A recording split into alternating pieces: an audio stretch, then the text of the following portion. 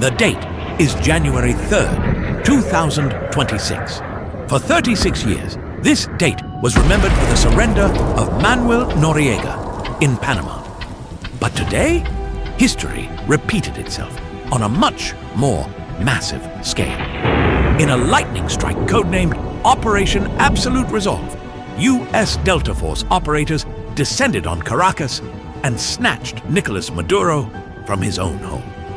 Today on Ages of Intrigue, we're breaking down the most audacious military raid of the 21st century and why the world's superpowers are currently on a collision course. At 2 a.m. local time, the Great Wall of Venezuela collapsed. Over 150 U.S. aircraft hit military targets simultaneously, but the real mission was on the ground. Delta Force operators used thermal lances and blowtorches to cut through the steel doors of Maduro's fortified residence. President Trump later bragged that Maduro was bum-rushed before he could even reach his safe room. By 3:30 a.m., Maduro and his wife, Celia Flores, were already on the USS Iwo Jima.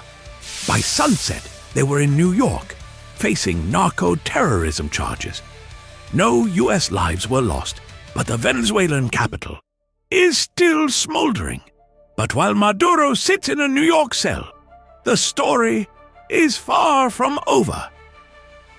Hours after the raid, Venezuela's Supreme Court named Vice President Delcy Rodriguez as the interim president. In a televised court session, they declared Maduro was under a forced absence and triggered the constitutional backup plan. The regime isn't surrendering. It's regrouping under a new, even more defiant Iron Lady. How did we get here? This wasn't a sudden move. Since September 2025, the Trump administration has been conducting a shadow war.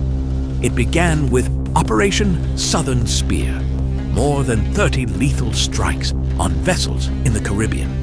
By December, a total naval blockade had turned Venezuela into an island. Trump's ultimatum was clear: leave or face the consequences. Maduro gambled that his international allies would protect him. He was wrong. Now, let's talk about the real intrigue. Just hours before the raid, a high-level Chinese delegation was in Caracas. Beijing is calling this naked imperialism. But the real question is, why didn't Russia stop it? In 2025, Moscow installed S-400 missile shields to protect Maduro. Yet, they didn't fire a single shot today. Did U.S. cyber warfare blind the Russian tech? Or did Putin simply decide Maduro wasn't worth a Third World War? Furthermore, Trump has announced the U.S. will run Venezuela temporarily to get the oil flowing. This is a direct strike at the Russian and Chinese economies. Washington just seized the world's largest oil reserves in 30 minutes. By controlling this crude, the U.S. can crash global prices at will, bankrupting the Russian war machine and severing China's energy lifeline. The UN has called an emergency meeting for January 5th, with Secretary General Guterres warning of a dangerous precedent.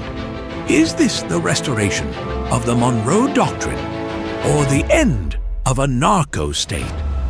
The tyrant is gone, but the intrigue is only beginning. Will Venezuela become a U.S. protectorate or a battlefield for a new Cold War? Let me know your theories in the comments. I'm David, and this is Ages of Intrigue.